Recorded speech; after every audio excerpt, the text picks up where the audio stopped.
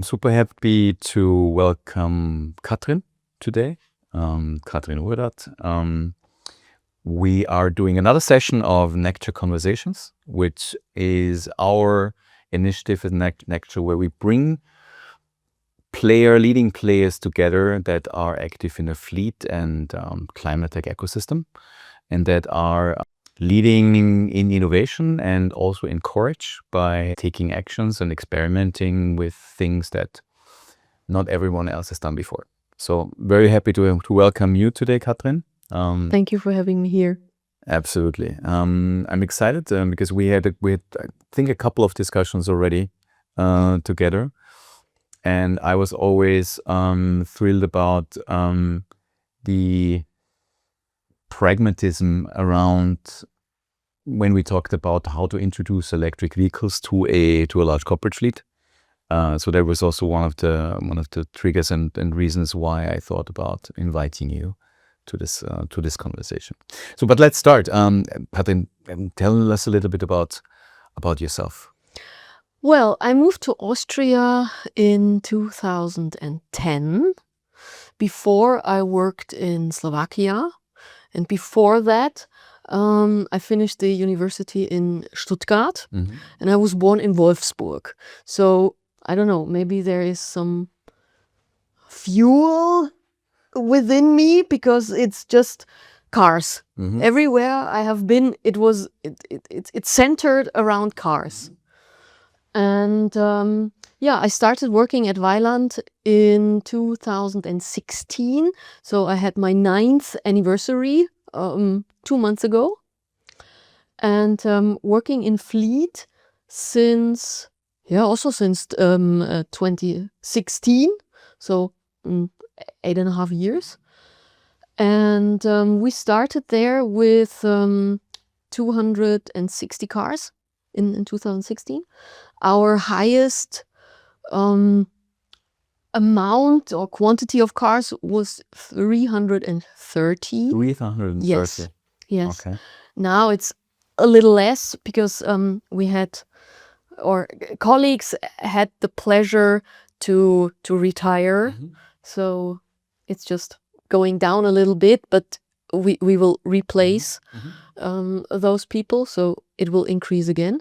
And we started electrifying our fleet in 2021. We have around 80 to 90 passenger cars. Yes. And let me do the calculation now. 330 minus 90, 220, 230 service technician vans. Vans, yeah. So LCVs, like commercial vehicles. And we started the electrification in the passenger cars or with the passenger cars because it's the easier way. Yeah, let's be honest, it's easier to electrify a passenger car. The demands are not that high, in my opinion, in our opinion, to electrify these group of cars. And now 45% of our passenger car fleet is already electric. So we will have half of the fleet at the end of the year in BEVs. Already fully electrified at that point in time. Wow. Yes. Wow. And we don't do any kind of hybrid cars. It's just either or. Yeah. And I think this is it's quite an achievement in a short time. And after we had the concept ready and it was approved by our managing directors, this was in summer 21. We went to electrifying our LCVs. And this is and it was a huge challenge. Yes. Well, what do you see specifically with the LCVs? I think there are not a lot of examples out there, right? There are no role models out there which you can take a look at and maybe copy paste some of the success stories of them. But you have to try it a lot yourself. Yeah. What were the main challenges in your that you have seen dealing with LCVs? The first challenge, I think, is to find the right driver with the right mindset. Yeah, because you need to find people who who burn for this kind of topic, who are enthusiastic, who want to deal with it, who accept the challenge with the charging infrastructure, because it's not like going to a gas station, Yes. refill the car within, I don't know, 2, 3, 4, 5 minutes, and then you are on the road again, because this is not. It's a different thing, it's a different context. It's a different technology. So we were searching for the right people with a mindset, because we don't want to have any, grumpy or negative with a negative mindset, because this will spread. Yeah, and our goal was to find people with a positive, with an optimistic mindset, that they can spread it, but in another direction. Yeah, that they can tell the other colleagues who were maybe pessimistic or skeptical in the beginning, Yes. that they can tell them, well, you don't have to be afraid. It's super easy. It's cool. Our customers, they are accepting. They are curious about it. They're asking me a lot of questions. And honestly, I'm proud. I'm proud to be one of the few, because this is what I have to say as well.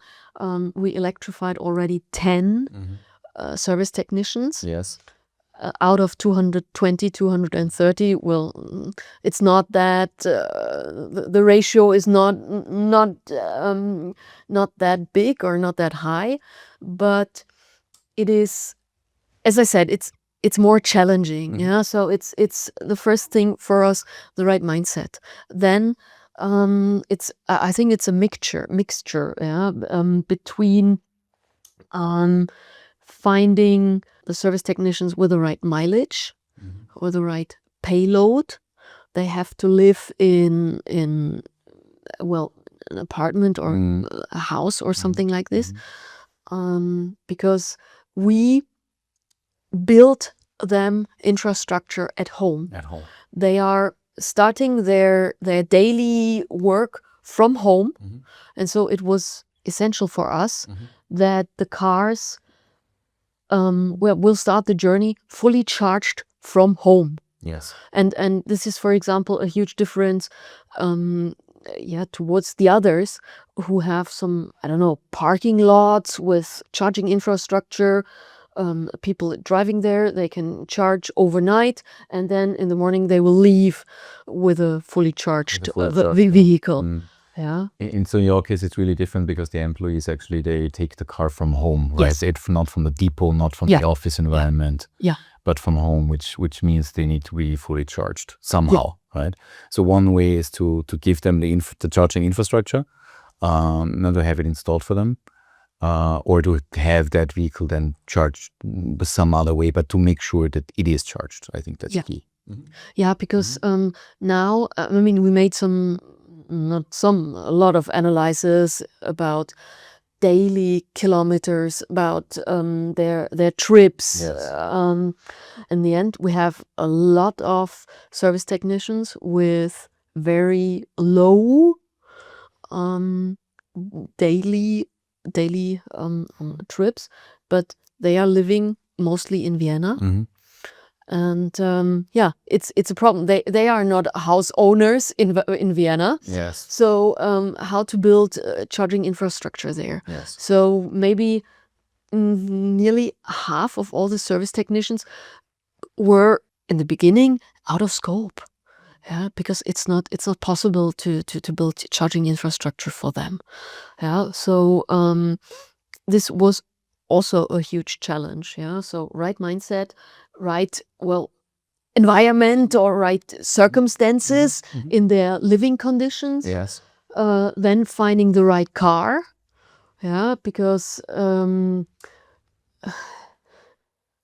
let's be honest, 200 kilometers, real 200 kilometers, should be manageable from the car. And it has to be, yeah. Yeah. That's some kind of a minimum requirement. Yes, maybe even more. I mean, I know in summer they could drive a little bit longer, or maybe also faster, because this is what they told us, that they changed their behavior or their driving style. Or they really adopted their driving style to the range. Yes. Wow. Yes. They are driving only, I don't know, 100 or 110 kilometers per hour on the highway instead of 130. Yeah, they try to do a lot of recuperation, and they are more, or they're paying more attention to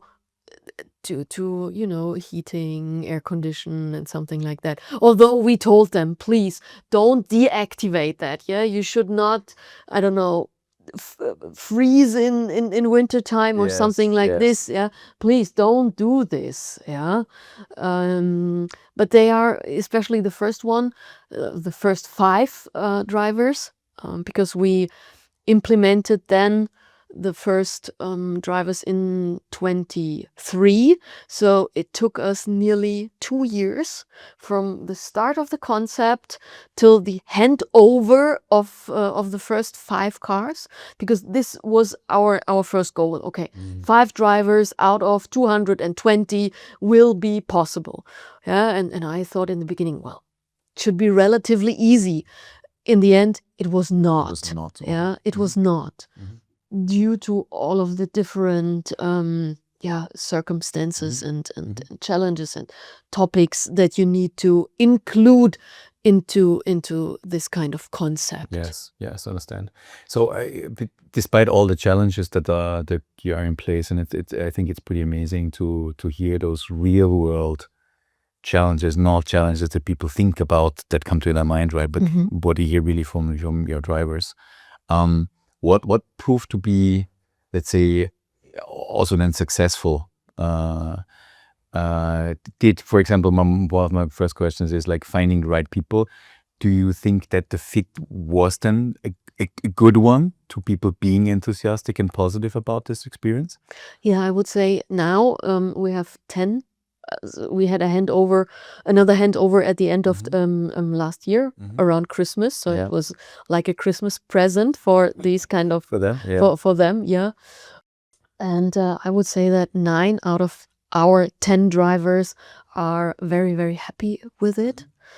The last one, he's only half satisfied. The car is not like he was used to, and it's a little bit smaller, and it's not the technology itself, but it's maybe the change. Yes, I think that he's I think that he's the oldest. Although I have to say it doesn't have anything to do with the age, because he was the first one who was completely ready with the charging infrastructure at home. Oh wow! Okay. He was the last one who jumped into this topic, because in the beginning somebody else was nominated, but he had a promotion, so he was not a service technician anymore.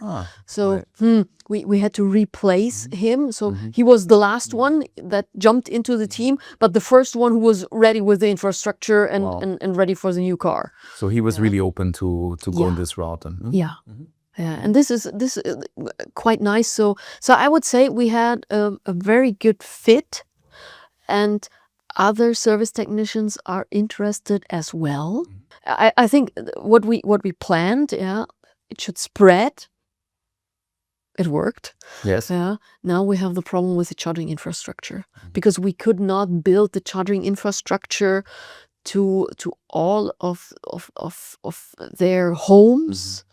In 2 or 3 cases, the electricity provider gave a no for the installation of a wall box at home. So what to do with them?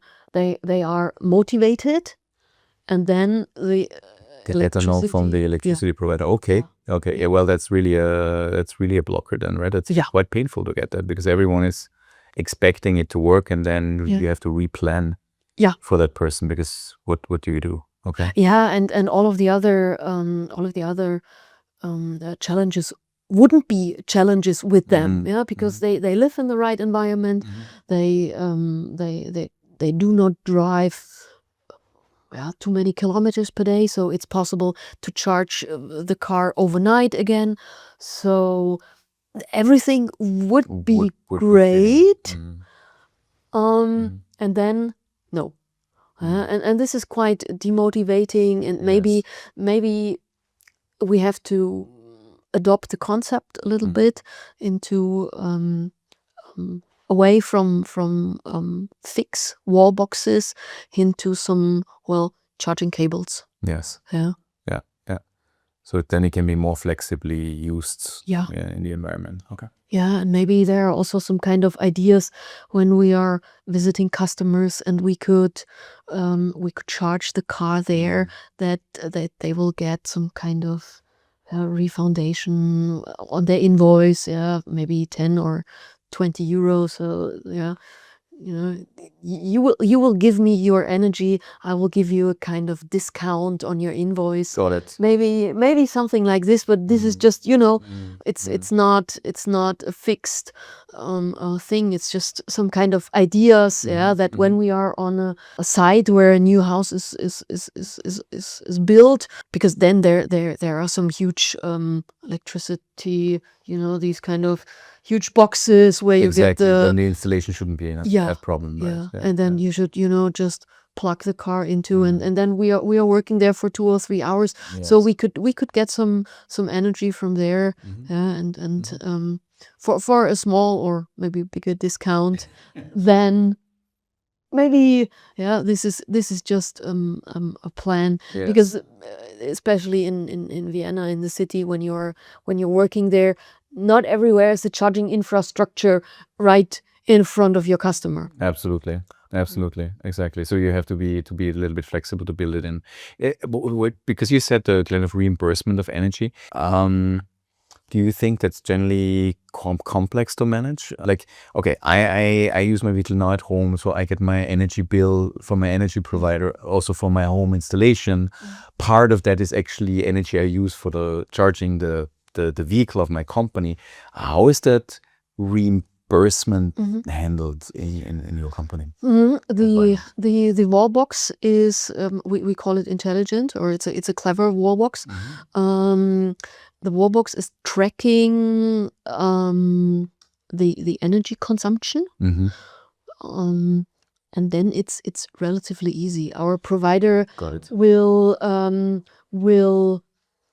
take the data once a month, and then there is some kind of portal or some digital application where the price for the energy is stored, and then it's just consumption multiplied with the price, and then it's just a bank transfer, and he will get a payment once a month, and this is working pretty nicely.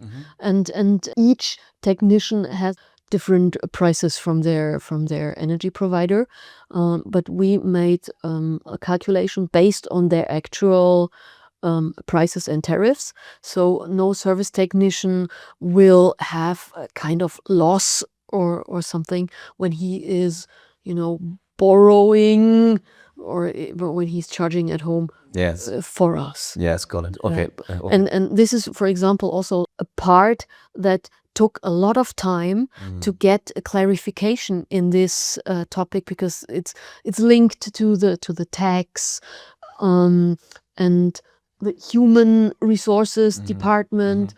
So this was a huge obstacle for us, because there are no examples, no rules and regulations from the government. And if you ask the tax advisor, you will get an answer which is pretty long, but honestly it felt like no content. It was like, okay, a lot of words but no content. And then you think, okay, what do I do with this kind of answer? Okay, I will make an interpretation for myself. We will do it as in to our best knowledge, and if it's wrong, okay, then it is wrong, but it is wrong multiplied with the amount of cars. Of Because cars and we are employees. doing the same mistake then for each and every car. Yes, Yeah. yes, I get it. So this sounds really like groundwork and pioneer work that you've been doing there, because you need to build it up from scratch, not having good examples. Because I think you're also talking to other fleet managers. Is the complexity that within that topic, is that something that you think is one of the reasons why some shy away from electrification? Or how to put it, try to avoid it for a certain period of time when it's not absolutely necessary? I think you need people who want to work on that topic. Yes. So mindset is one thing, but you also need the capacity for that. If you are in a small company with, let's say, 5 or 10 or maybe 15 service technicians, who will do fleet management? Maybe the secretary, maybe the CEO, managing director, whoever. And you need to have the people with the capacities to develop some or this kind of concept.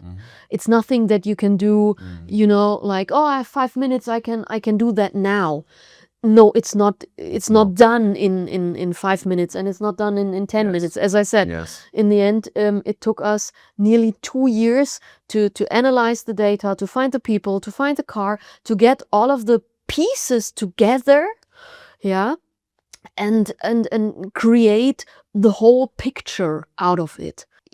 As I said, it took a lot of time, it took a lot of effort, and if you're in a smaller company, I don't think that you will was my find thought it. now, right? Like if you're I don't know, a 15 people company, I mean, of course you can do it, but the effort and the resource necessary to get to the point to develop this specifically again from scratch, it's massive in comparison to the size of the organization. Yeah, I think so. And then the BEVs are much more expensive than fuel-driven cars. Do you see a change there or a trend, or is it still like a clear,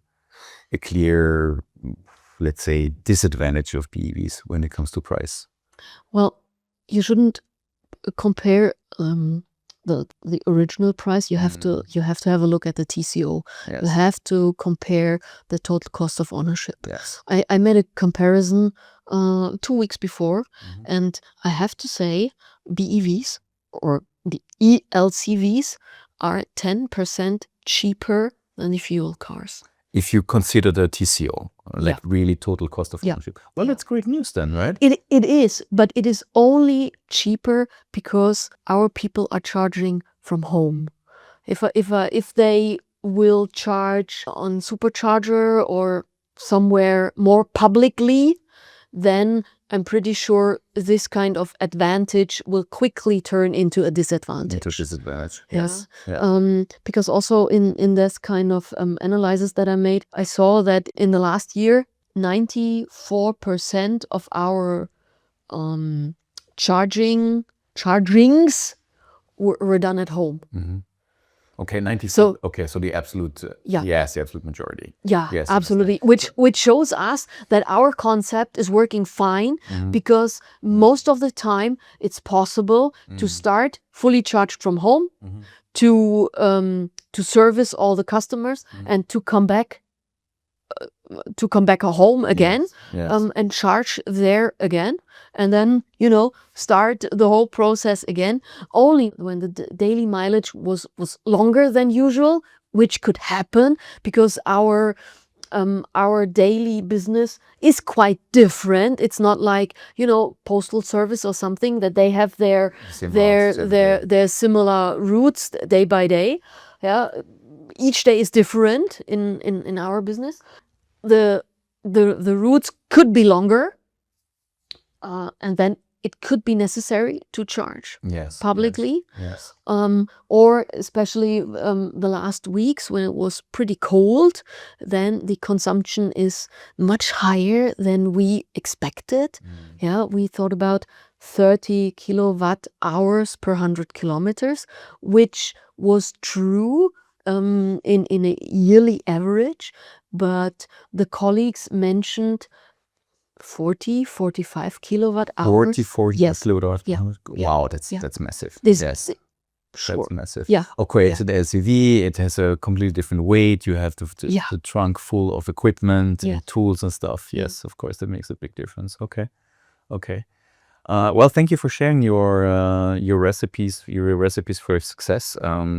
I think if I hear that and all the effort going into that, I can sense that you must be very proud of actually achieving this.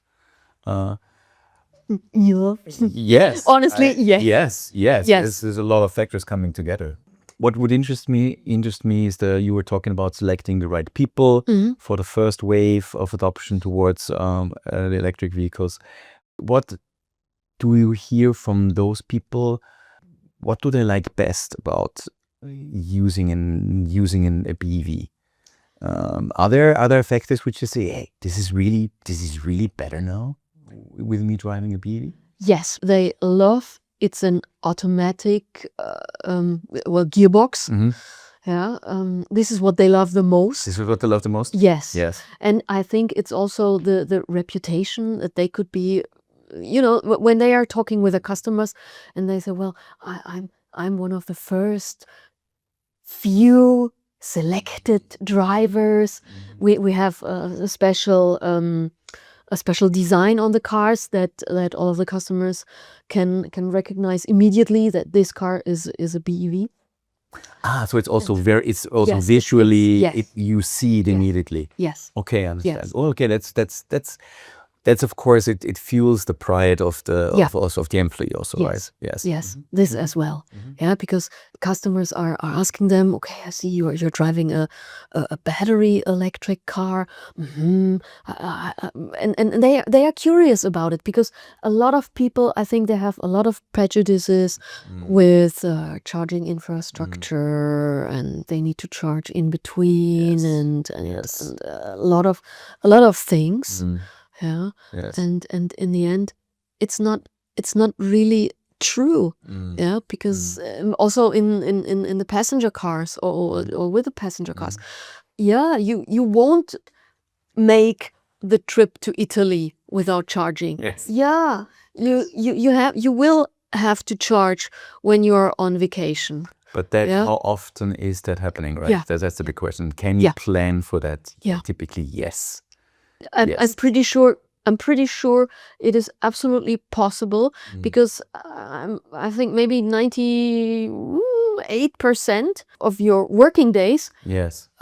it's not necessary. Absolutely. Yeah.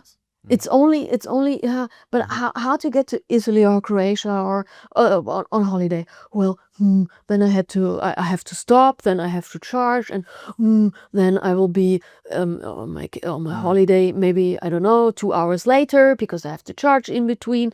Yeah, but this is not the majority of your trips that you are doing. Absolutely. Yeah. Do you also have the feeling working with your team members that some of the concerns they have in the beginning or before starting to use an EV go away after some time? Yeah.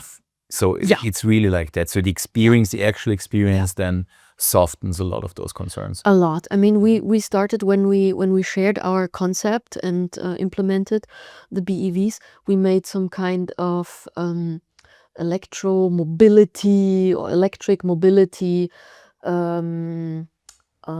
sharing lessons. Yeah, Yes. where all of the drivers they could enter this kind of appointment, and then we were talking about BEV, about our experiences, what they could expect, and all a lot of these things, because we want to take away the fear from them or the uncertainty. The uncertainty. Yeah, because it is a new technology, and what will happen, and in case if, and so on and so on. So we talked a lot. We shared a lot of information with them, and after they started driving and collecting their own experiences, I think then it was relatively easy for them. Okay. Yeah, because all of the the things that they were afraid of before, they vanished. Yeah, and the feedback that we get is, well, I don't want to get back to a fuel-driven car. No. Wow, I want to have it's either in the passenger in this kind of area, also with the BEVs, Also with the with the LCVs. LCVs. Yeah. That's a very strong statement. Yeah. So people saying, no, I don't want to get back, that's like the strongest kind of recommendation. Yeah, I think they're fully convinced because they aren't driving very often into the holiday or into. Yes. So they realize through the daily experience that the concerns are not applicable necessarily to their daily lives. No. Yes. No, for their daily business, the cars are absolutely suitable. I mean, we are trying to find cars with good and huge batteries. Yeah, so I think there are cars or brands who offers a bigger and a smaller battery. The smaller battery is not listed in our car policy. We just take the bigger batteries. To have suitable and I think also good cars for them. Yeah. Okay, thank you. I think for me this is great to listen to you, because there are so many best practices in there also for other companies who think about transitioning towards BEVs. All those small elements that prove to be working in the real world environment. So thank you very much for sharing that, Katrin. The very last question is a hypothetical one, and that is like, let's say we zoom ourselves into the year 2035, right? Pretty much 10 years from now. Yeah. And from the year 2035, if you take a look back into the now, and we're sitting here, what kind of advice would you give the two of us? I imagine, in 2035, charging infrastructure won't be a problem anymore. Maybe batteries are big enough, or the battery technology changed, that we can maybe charge the batteries as fast as going to a gas station. Yeah. Maybe then, and if I look back then I would say, well, don't worry so much. The cars will find the way, or find their way into your daily lives. Don't worry about it. It will happen. It will happen. Well, anyway, the technology goes on, and don't worry about it. It's nothing. It's nothing special anymore. Yes. But when I talk to myself 10 years younger, then I would also say, but you did a very good job there, developing this kind of concept and so on. So you should be proud of the things that you achieved. Yes. You were one of the first ones. With your vision, with your visions and so on. But it will be a new standard, and we did it. Yeah. I really love the don't worry attitude when it comes to this, and I can reflect on this also quite well, because I sometimes think about my own, let's say, career that started in the early 2000s, and there the big question was around the internet and about mobile technology, and it was not mainstream that this is gonna be everywhere all the time and changing our lives. Not at all, right? But from the now, I could also say, hey, don't worry, it's just gonna happen. It's gonna find its way anyway. We're not gonna exactly know how it will look like, but it will be there. And I think I'm super happy and proud to have one of the persons who really shapes the future, and doesn't just wait for the future to happen. And that said, so thank you very much, Katrin, for the lovely interview Thank we you had for having here. me. It was a big pleasure. And I imagine we're sitting here in 10 years and have a laugh about what we thought at that point in time. Yeah, and then we'll rewatch the video and say, well, look at this comparison between, I don't know, a 65K modem and now internet everywhere. Exactly. Yeah, Gigabit. and look back, with your 10 BEV drivers or service technicians. Yes, and the first problems one we thought about. and the problems, and now everybody is driving a BEV. Yeah, Wonderful. maybe Maybe. would be great. Absolutely. Yeah. Thank you for now. Thank you.